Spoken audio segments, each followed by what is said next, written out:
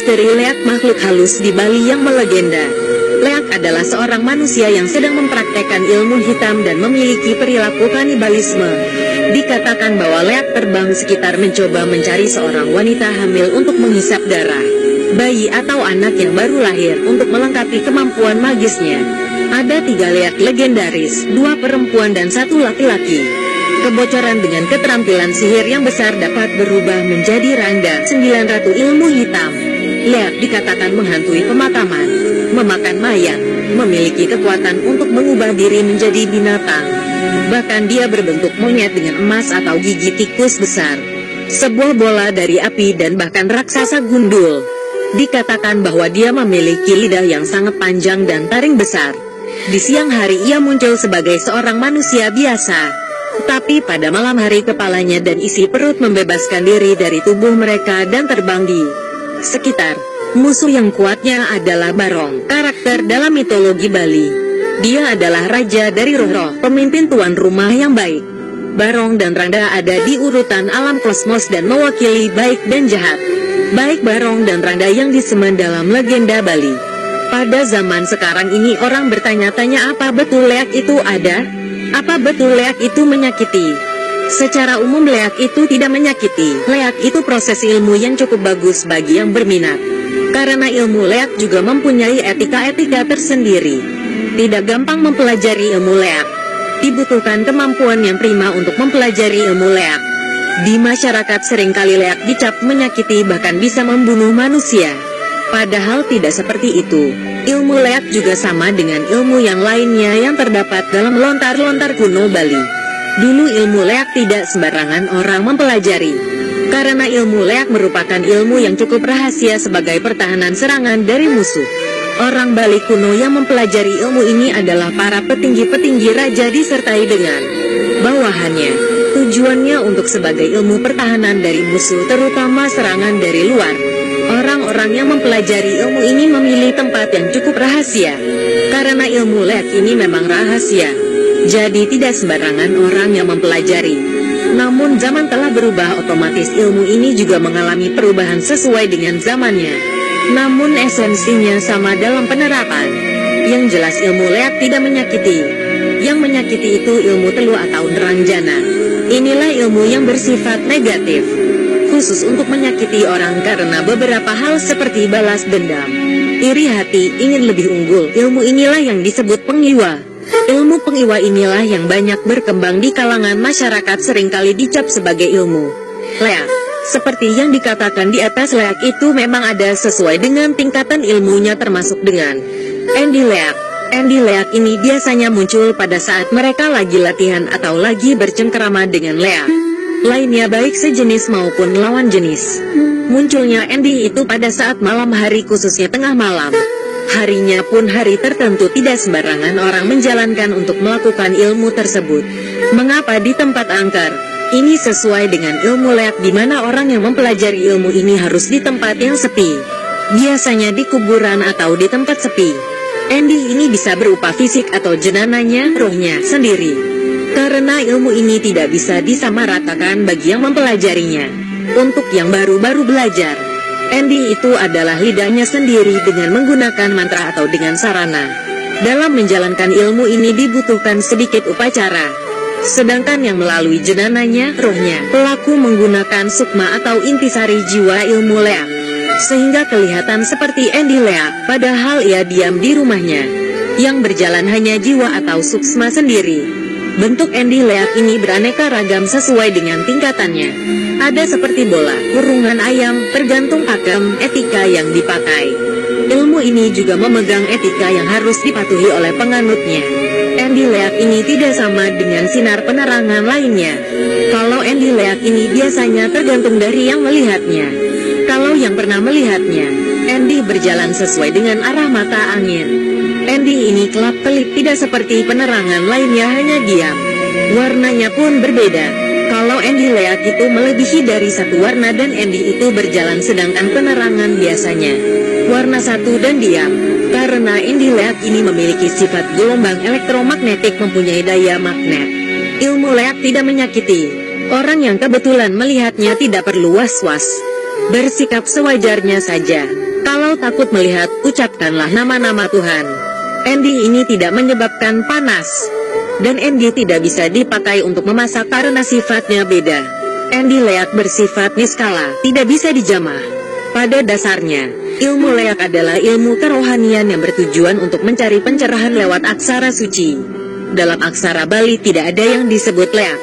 Yang ada adalah lia.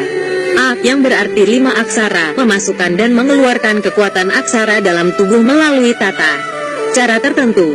5 aksara tersebut adalah si, wa, ya, na, ma.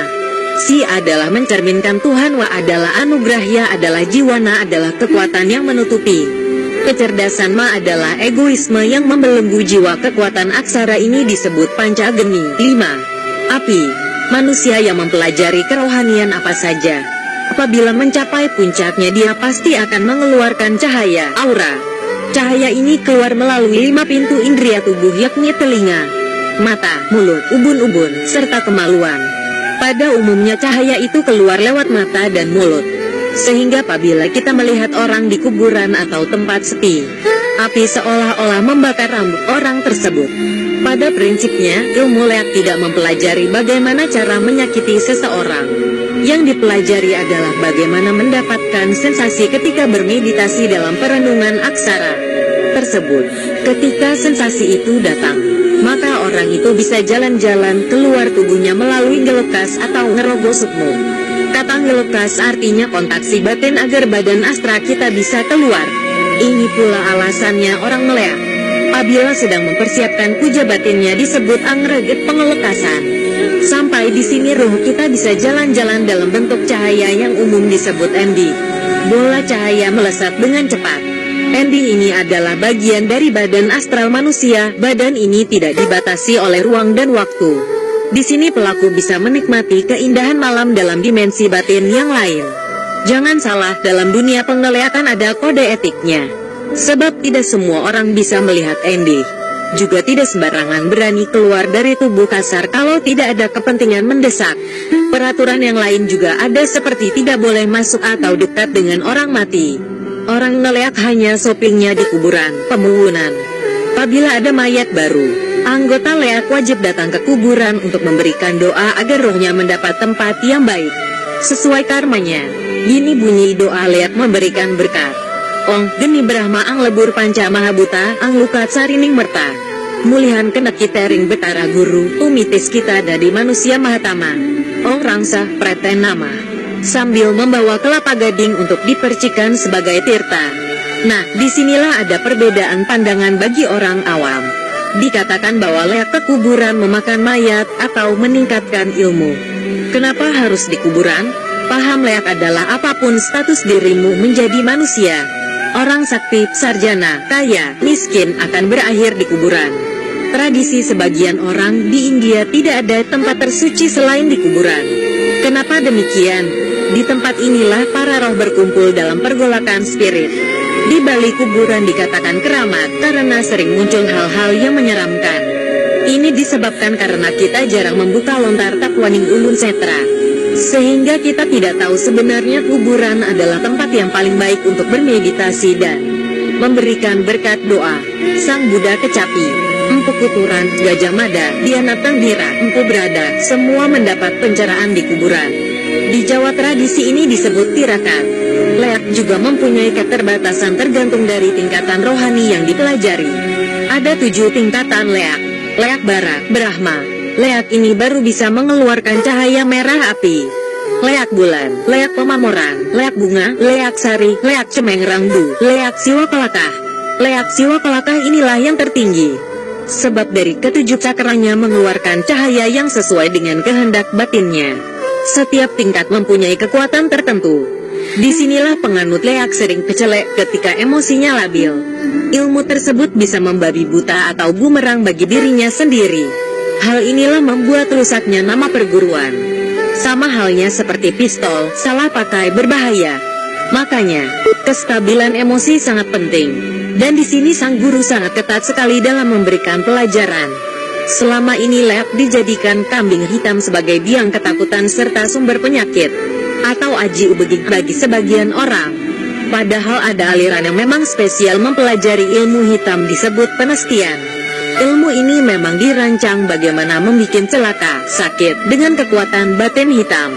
Adapun caranya adalah dengan memancing kesalahan orang lain sehingga emosi. Setelah emosi barulah dia bereaksi.